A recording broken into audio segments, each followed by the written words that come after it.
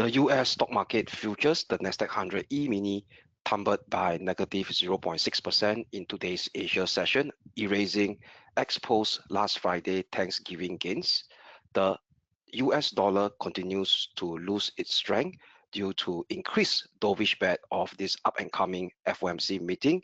And in today's Asia session, the US dollar weakened further, reinforced by Bank of Japan Governor Uda rather hawkish remarks that drive the dollar yen to below 156 psychological level, and gold continues to rally on the backdrop of a softer dollar in today's Asia session. Very good morning to all, and welcome back to today's Daily Dose of Market Insights. I hope that you guys has a restful weekend, and welcome to a brand new trading month of December, which is the last trading month of this year.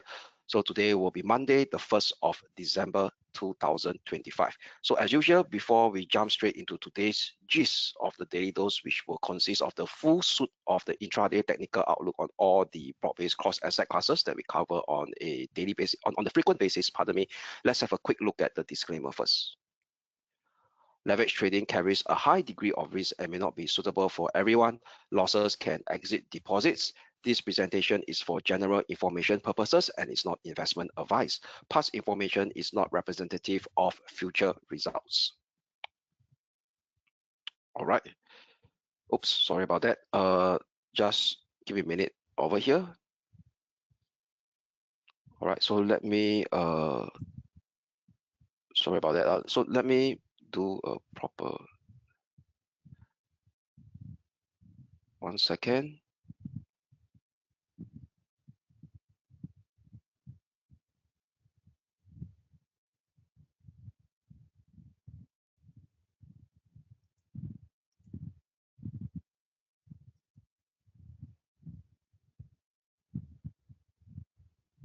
Okay. I think there's something wrong with my technical stuff. Okay, let me pause for a while. Okay.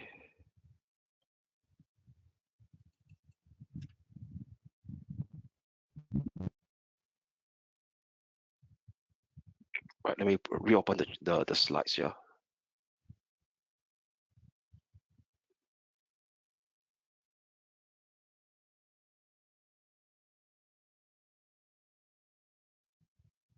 Okay, I think this should be fine. My apologies for the first couple of seconds because I think there is some issue with the slides. So yes, all right. So yeah, basically what I'm trying to share with you guys over here is that in early today's Asia session, a very interesting move that takes shape over the major benchmark S&P 500 and Nasdaq 100 E-mini futures, which actually tumbled very interestingly at the start of today's Asia session. So what we could see over here is that the, okay, 1 second, the E-mini futures is down by negative 0.6% for the Nasdaq 100, given the higher beta one. So let me immediately pull down the screen over here. All right. Yeah, so as we are speaking, okay, let me expand it so that you guys could see.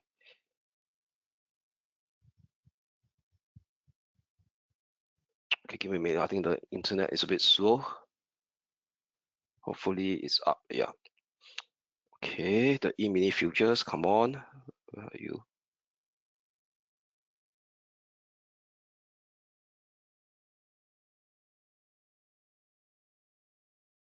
Yeah, so this is the Nasdaq.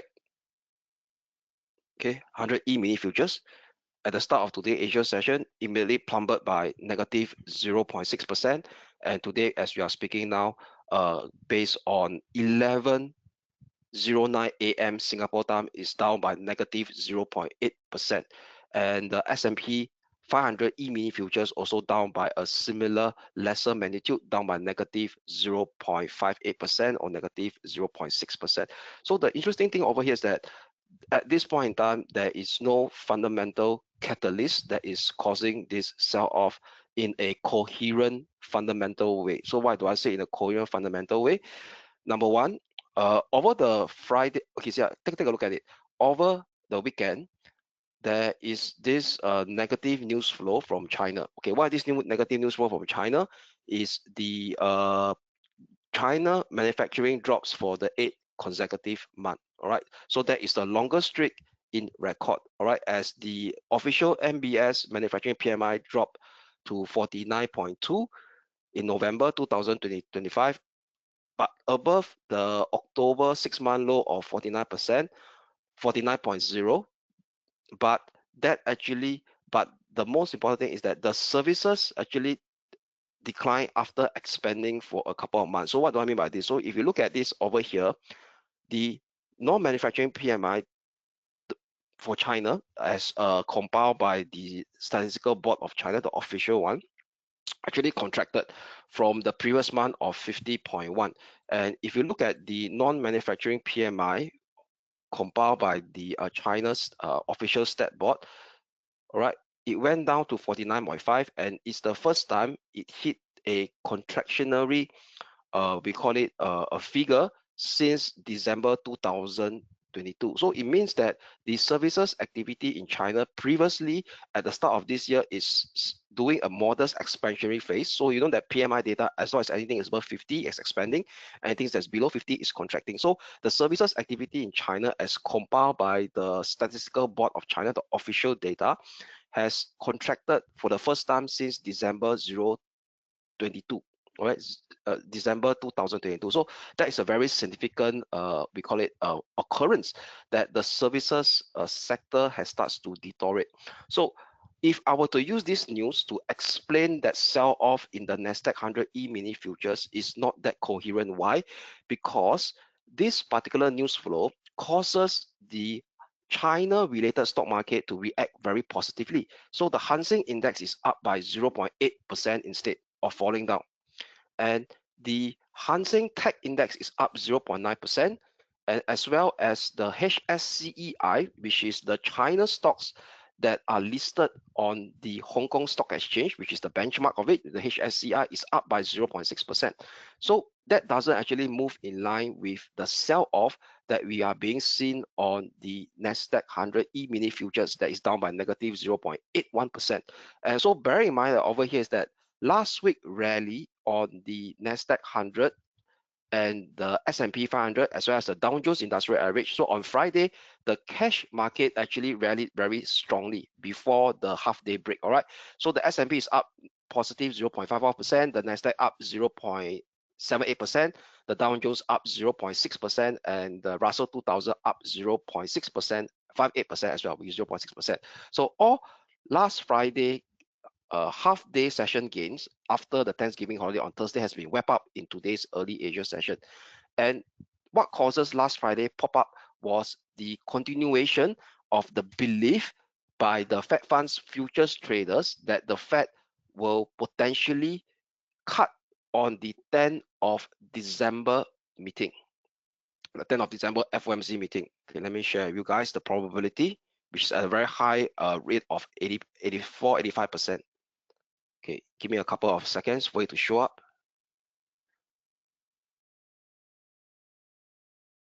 Right, it's at 87.4%, almost 90%, that the Fed funds futures traders assign a high bet that on the 10th of December meeting, the Fed will start to cut its rates, continue cutting its rates for the third time this year to bring the Fed funds rate down from 3.75% slash 4% to 3.5% to 3.75%. And earlier, still remember 2 weeks ago, why the US stock market is tumbled, because the rate odds or the betting odds assigned by the Fed funds futures traders was way below 50%. It was around 30 to 40%. That causes a liquidity squeeze impact on the US stock market.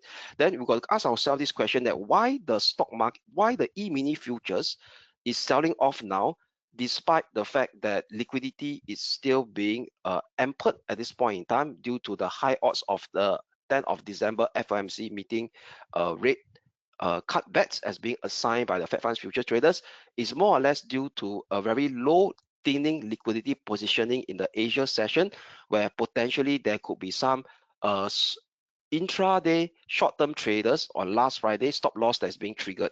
All right, and very interestingly, as we are speaking right now, despite we see the dollar weakening, the crypto market is actually selling off in line with the sell-off on the Nasdaq 100 E-mini futures and the S&P 500 E-mini futures, where the Bitcoin right now, as we are speaking, is down by a whopping negative 4%, breaking below last Friday close at around the 91K figure level.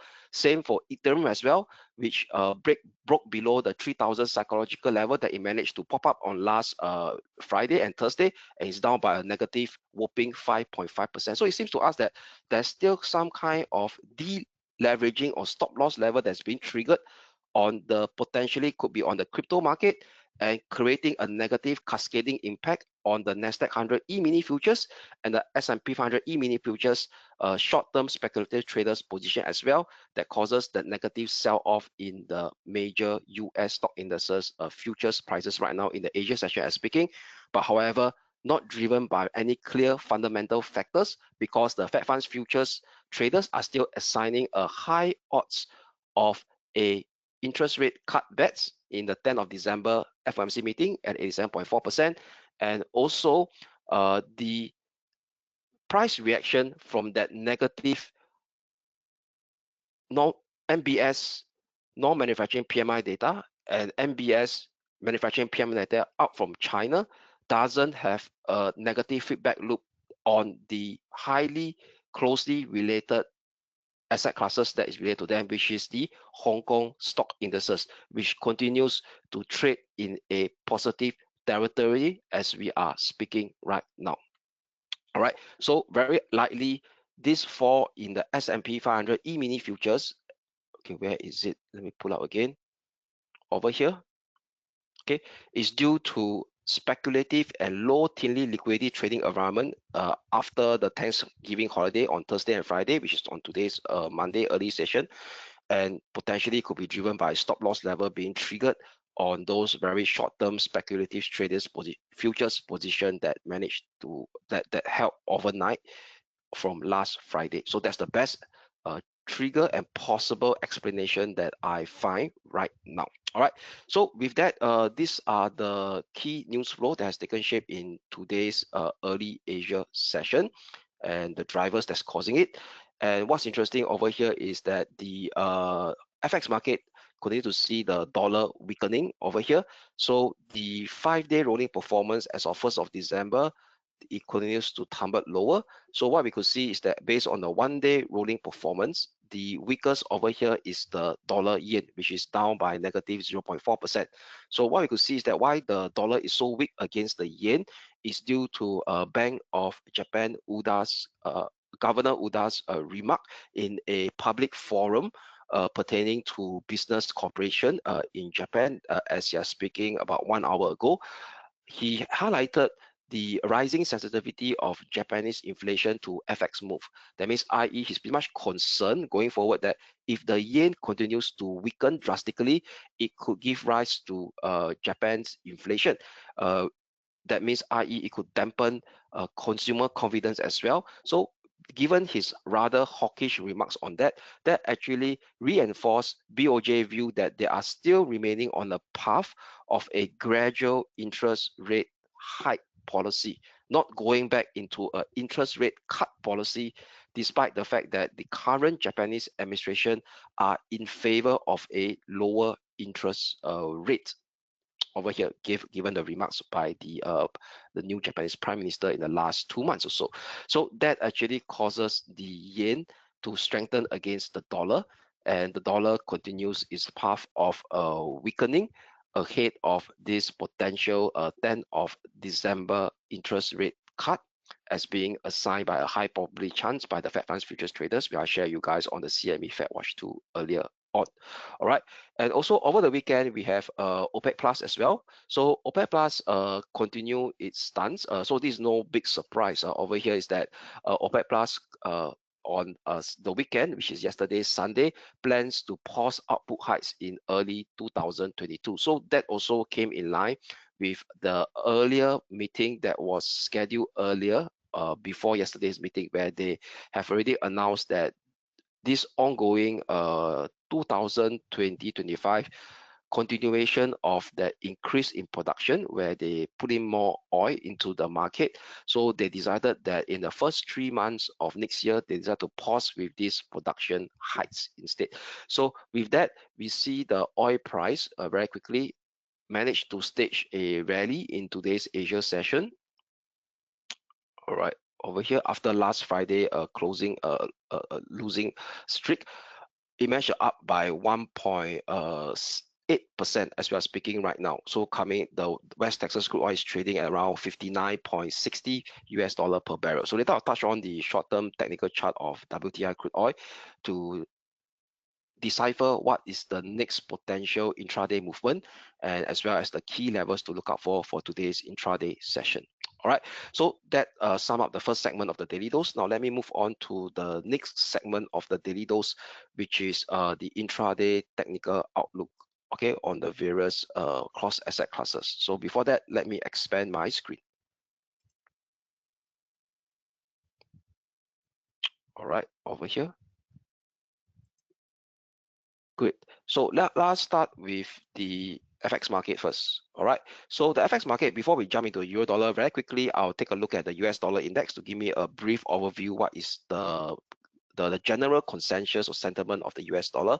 So US dollar index continues to close below for 3 consecutive sessions. So in today's Asia session, a small little candlestick, given that the lower liquidity right after the Thanksgiving and post Thanksgiving holiday season in US.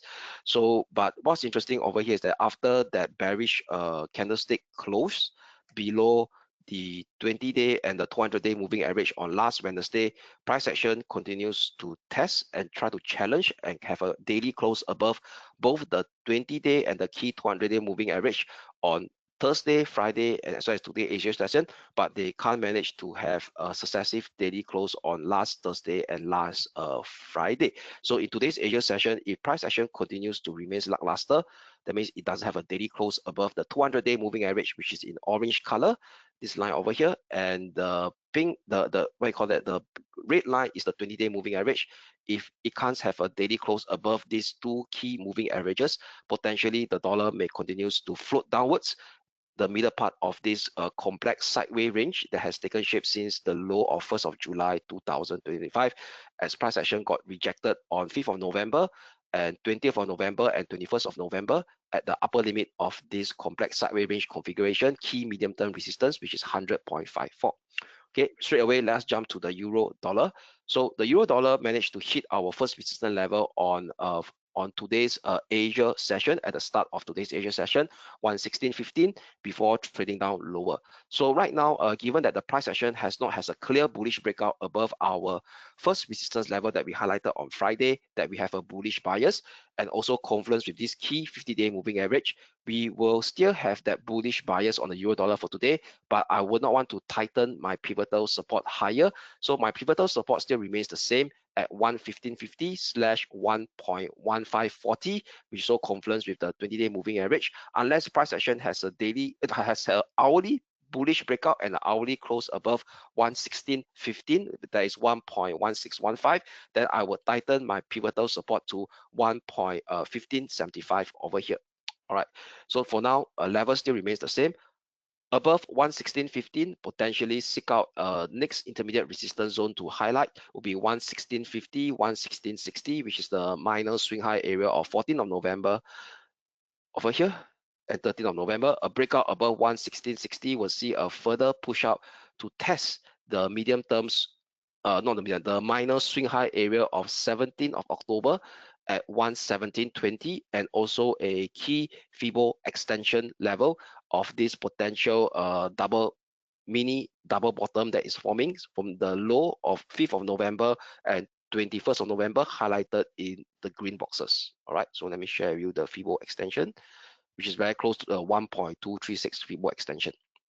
All right, only a bearish breakdown below 115.40 will invalidate today's continuation of the bullish bias from last Friday, to see it drifting downwards to retest the double bottom key minor swing low of 21st of November at 114.95, maximum 114.75 next. So that's for the euro dollar.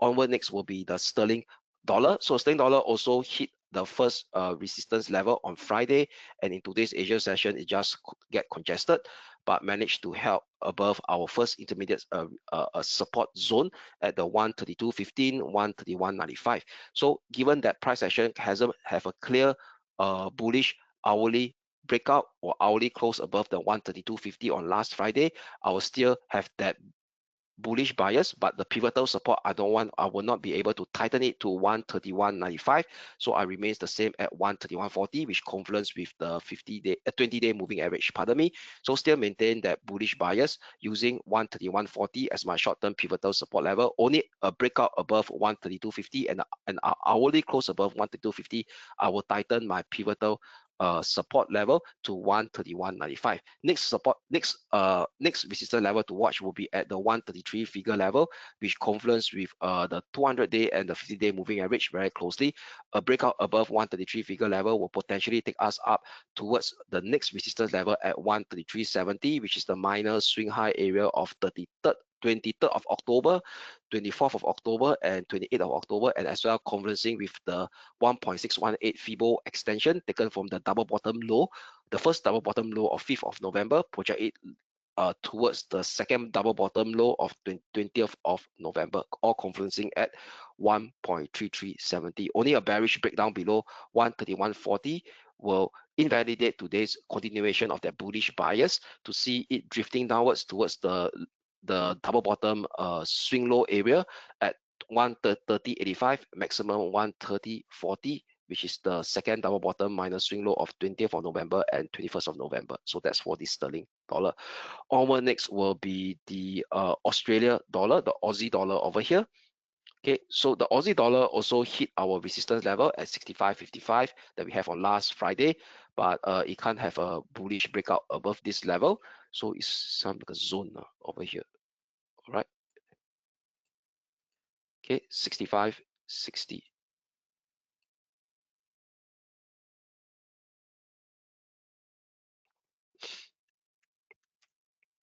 Okay, so it's like a zone, right? So unless you have a hourly close and a bullish breakout above 65.60, then I could tighten my pivotal support to today's Asia session low, which is at this 65.37. So for now, I would adjust the pivotal support slightly upwards from 65 figure level to 65.17, which is very close to last Friday low. So as long as any minor pullback didn't surpass below 65.17, 65.17, we will still have that continuation of that bullish bias on the Aussie dollar. Above 65.60 may expose the next intermediate resistance level at 65.80, which is the minor swing high of 30th of November, 13th of November over here. Above 65.80 may see the minor congestion area over here to come in that has taken form since on 29th of October and 30th of October at 65.95, 66 figure level. And if you do the Fibo extension on this ongoing recovery from the low of 21st of November and project it to the minus swing low of 25th of November, it confluence with the 3.618 Fibo extension as well. Only a bearish breakdown below the tighten adjusted pivotal support for today at 65.17 will negate today bullish biasness to say floating downwards and retesting the 20-day moving average again at 65 figure level. Only a breakdown below 65 figure level will trigger off a deeper minor corrective pullback towards 64.85, maximum 64.67, which confluence with the 200-day moving average. So that's for the Aussie dollar, still maintaining that bullish bias with an adjusted slightly upwards pivotal support level for today at 65.17. So the biggest mover as we are speaking right now will be the dollar yen, which I explained to you guys earlier on. Why? Because of BOJ UDA rather hawkish remarks. But before UDA's remarks, we do see a minor topping sign in the dollar yen, where we have really flipped to a bearish bias since 1.5 weeks ago. So as the dollar yen continues to float downwards, and as we are speaking right now, it has finally broken below a key minor ascending trend line support that previously was in play since the low of 29th 29th of October 2025 in the dotted gray line over here, and broken below the 155.95 level, which is the psychological 156 level very closely. So with that, I will use this 155.95 level as my Titan downwards shift short-term pivotal resistance level for the dollar yen, and continue to have that bearish bias. Next support level zone to watch out for will be the 20-day moving average at 155.25/155 figure level, confluencing this level. A breakdown below it may expose 154.40 next, and maximum 153.80/153.60, which is the minor swing low area of 11th of November and 14th of November. And if you do the FIBO extension to the downside of this ongoing decline, that also confluence with the one-time FIBO extension at 154.40 and the 1.236 and 1.382 at around the 153.80, 153.60 graphical minor swing low of 11th of November and 14th of November. Only a bullish breakout and hourly close above 155.95. Titan short-term pivotal resistance will negate today's bearish bias to see a float up to retest last Friday Asia session high at 156.60 level. Only a breakout above 156.60 level will see a deeper squeeze up to retest 157.15 level on the dollar yen. So still maintaining that ongoing bearish bias on the dollar yen with a Titan short-term downwards pivotal resistance at 155.95. That sum up all the four major US dollar intraday, four major US dollar pair intraday technical outlook. Next up will be the major stock indices, starting with the Asia Pacific Stock Index, which is the Hong Kong 33, representing the Hang Seng Index. So the Hong Kong 33 managed to see a daily close, not daily close, hourly close right now as we are speaking, above the first resistance level at 26,045 over here. So with that, I can adjusted my short-term pivotal support slightly upwards over here to this minor swing low of last Friday, all right, which also come very close to the current Asia session intraday low at 25,866. So this level is at 25,840.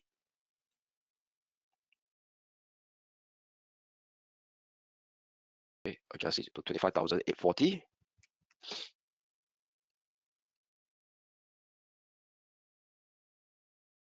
Okay, so given the fact that this has been taken out, so this will be the first support level to watch on the intermediate basis over here. So Titan, my pivotal support to 25,840 with the first support level that is trading very closely right now at 26,045. Next resistance level to watch out for will be 26,310. Above 26,310 may expose the next resistance in the near term to come in at 26,695, which is the minor swing high of 14th of November. And if you do the FIBO extension of this ongoing recovery from the low of 21st of November, pushing it down to last Thursday low, that confluence very closely to the 0.764 FIBO extension as well.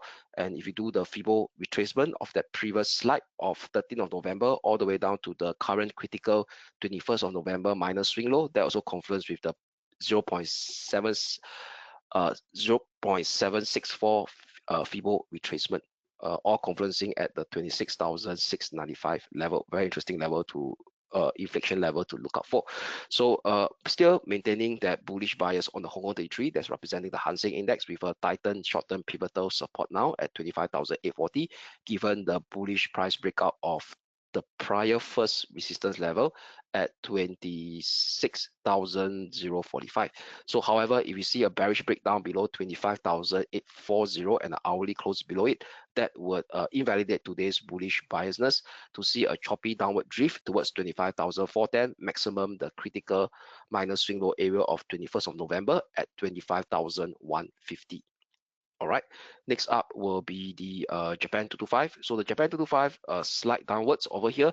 So given the fact that last Friday we do have a short-term pivotal support, a Titan one over here at 49,470 over here. So given the fact that it can't break above the first resistance zone of 52 50,250 slash 50,730. It could be just back into this choppy sideways range again over here. So for today, I will flip to a neutrality stance. All right, back to a neutrality stance again as it continues to chop inside this range.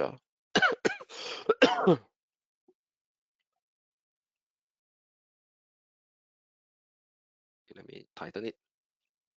Okay, so the medium term pivotal support will be by the lower limit of the range.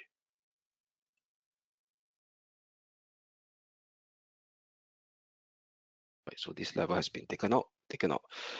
Okay, 49,470. All right, so likely it will be chopped within these two wide range boundary. So 48,450 lower limit of the range, which is confluence with the medium-term pivotal support level, where it managed to survive on 21st of November and 25th of November last Tuesday over here. So flip to a neutrality stance, given that the short-term pivotal support was taken out, which is at the 49,600 level, that level that I highlighted earlier. So flip to a neutrality stance between 50,730 and 48,450 for now on the Japan 225. That is representing the Nikkei 225. Next up will be the Germany 30, representing the German DAX over here.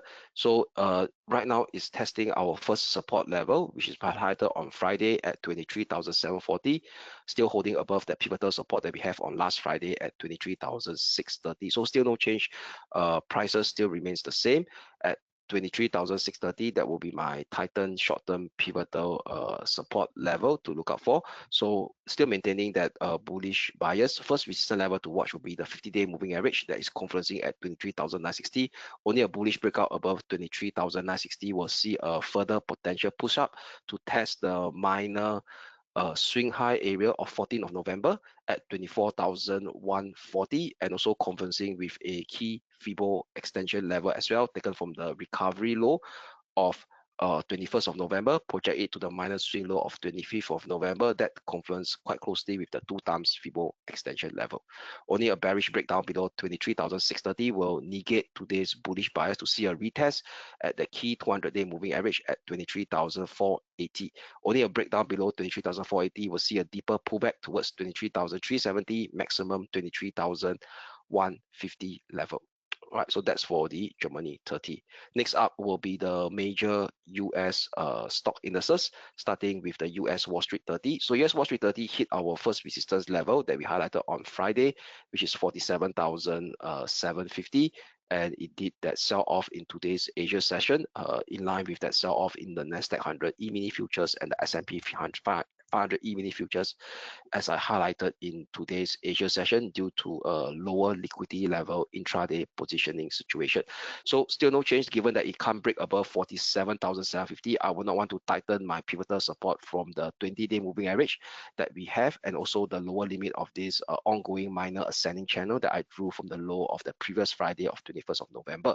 So still maintaining that pivotal support level at 47,035, unless during the European session that we have a hourly close and push up above 47,750, that I will tighten my pivotal support level to 47,340. So for now, the pivotal support still remains the same, 47,035, to maintain that bullish bias.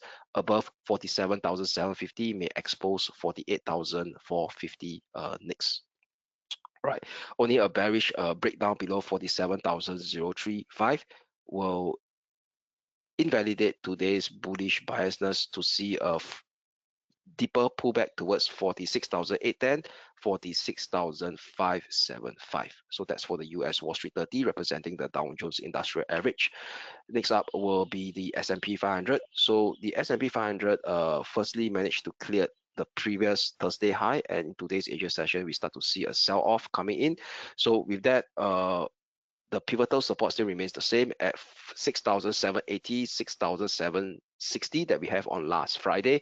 So as long as this 6,780, 6,760 pivotal support holds, which confluence with the 20-day moving average, and it's coming very close to the 50-day moving average as well, we'll still maintain a potential bullish bias for today. And the first resistance level to look out for will be last Friday swing high 6,850 level, around 6,850 level, above 6,850 level may expose 6,880 next, which is the swing high area of 31st of October, 3rd of November, and 12th of November, which is pretty key. Previously, all the recovery managed to get stored at this level, 6,800, and also the last reaction was that steep sell-off, the steep intraday sell-off, driven by the AI bubble field. So if price action is able to surpass 6,880, we have a higher chance that the low that is being seen on 21st of November is a key swing low that kickstart a new bullish impulsive up move of the S&P 500 that could potentially take out the current all-time high at 6,930. All right, only a bearish breakdown below 6,760, then we will invalidate this bullish bias move to see a deeper minor corrective pullback towards 6,710, followed by 6,660. And if you do that retracement of this ongoing minor recovery from the low of 21st of November to last Friday high, that confluence with the 50% and the 61.8% Fibo retracement level pretty much closely. All right, so that's for the SPX 500. Next up will be the NASDAQ 100 over here.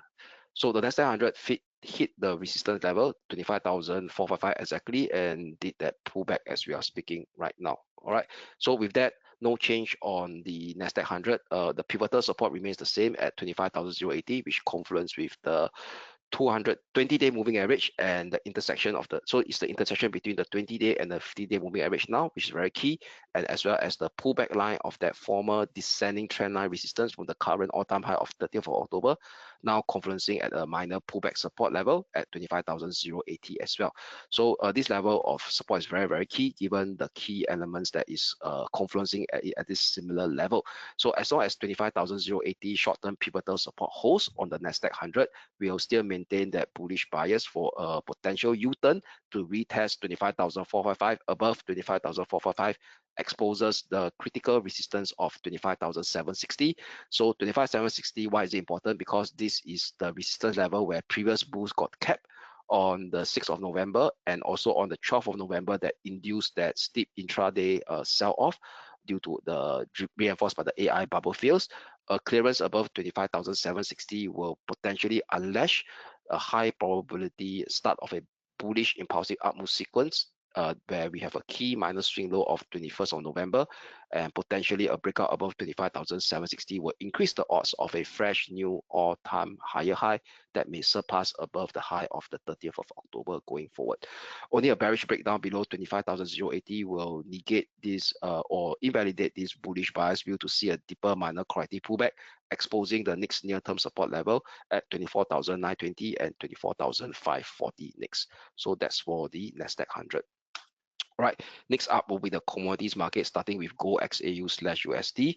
So for gold XAU/USD, it cleared above 4,208, almost hit 4,267 as we are speaking right now.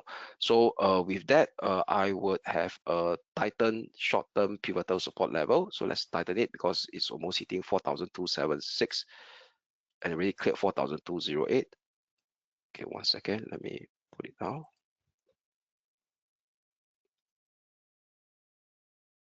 Okay, let me title it to last Friday Asia session minus swing high now turns into a pullback support level right over here. And if you do the Fibo retracement from this ongoing recovery from 21st of November low, okay, so that's also confluence with the 23.6% Fibo retracement as well. So I'll title it to 4,190. Okay, let's title it to 4,190. Oops, 190. Okay, so 190. Then this will be the next support level to watch, 4,150.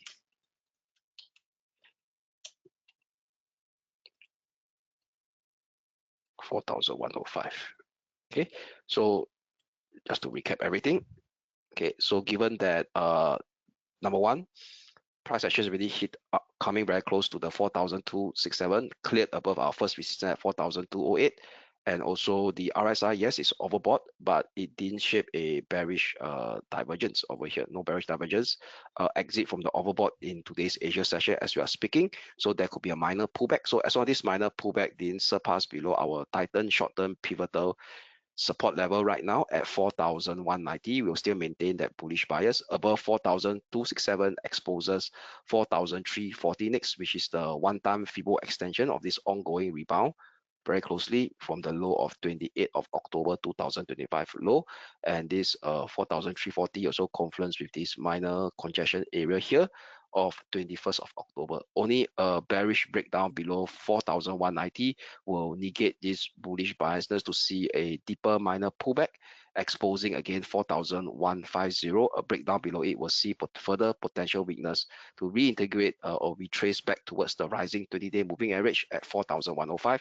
So when it hit around this zone, 4,150, 4,105, I will keep a lookout for any bullish reversal candlestick on the lower time frame to potentially flip back to a bullish bias given this ongoing recovery as the price action managed to held above the 20-day moving average since the test of it on 20th of November and 24th of November. So that's for Gold XAU/USD. So lastly will be the West Texas crude oil. So the West Texas crude oil managed to clear above our Titan short-term pivotal resistance level that we have at 59.32 after hitting our first support level at 58.35 on last Friday, where it managed to stage a gap up in today's Asia session after OPEC Plus meeting outcome on Sunday yesterday, where it decided to reiterate its production hike pause for the first quarter of next year. Okay, let me put it in writing. This 58.35. All right, 58.35 over here. So potentially what we are seeing right now is a potential drift up towards the upper limit of the range again over here. So still recall that it's still trading in this sideways range configuration since the low of 20th of October. All right, inside this sideways ranging configuration. So given that it has pierced above this 59.32, so potentially right now it could drift up back up towards the top of the range again over here. So what I'm going to do now is I will use today's Asia session low or the gap up in the Asia session at 59.13 over here. Okay, let me put it up 59.13, which is the gap up in today's Asia session. So if it continues to remain bullish towards 60.40, it shouldn't cover the gap. All right, or else it will be a very messy, choppy downward drift move downwards again. So let me put it in writing, 59.13 over here. Okay, 59.13.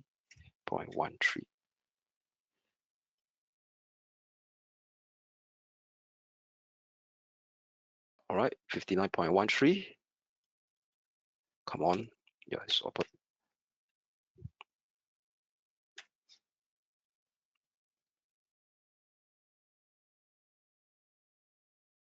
Okay, so having a rather tight pivotal support level 59.13 as it potentially drift up towards this complex sideways range that is in place since the low of 17th of October this year.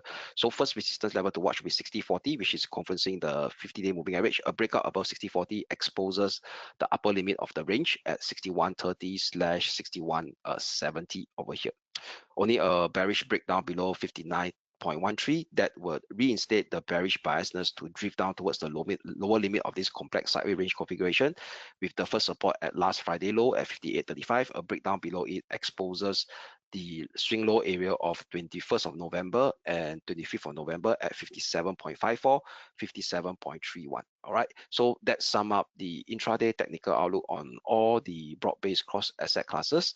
And now before we go, let's have a quick look at the economic calendar. What are the key data to look out for today during the start of the European session over here. So during the start of the European session at 4:45 p.m. and to 5 p.m., we have a slew of France, Germany, and as well as Eurozone finalized manufacturing PMI data.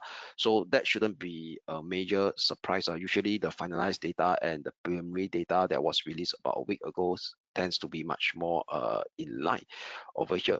of the gap. So unless there's a big gap over here, so given the fact that it's the previously is 49.7 over here for the Eurozone manufacturing PMI data, that's showing still contractionary signs, unless it came in at 50. So 50 and above, that could potentially influence the euro dollar on the positive side of the thing. So something to look out for at 5 p.m. Singapore time, and I would say in between 4:50 p.m. Singapore time and 5 p.m. Singapore time, because ahead of the aggregate Eurozone one, you will have the France and the Germany one releasing as well, which is also market is expecting the finalized figure to be in line with the preliminary figure at 46.8 and 48.4, which is still in a contractionary mode. All right, as we go down the calendar, more importantly will be the US ISM manufacturing PMI, which for the month of November, still showing contractionary mode, below 50 at 48.6, slightly below 48.7. So we know that the manufacturing sector is not a major economic driver in the US. So, but however, it still will have a feedback loop impact on the dollar as well as the US stock indices from a liquidity standpoint. So if it comes in within market expectation or even below market expectation at 48.6, that means below 40.6, that could continue to see a strengthening of the Fed rate cutbacks to increase higher to around the 90% odds. So that could potentially create a feedback loop into the US stock index, and as well as a weakening trend of the dollar that has taken shape early last week. So that will be at 11 p.m. Singapore time, the ISM manufacturing PMI data. And with that, that sum up today's Daily Dose of Market Insights. I'm Kelvin here signing off. I wish you all a great day ahead, and we shall speak again tomorrow. Thank you.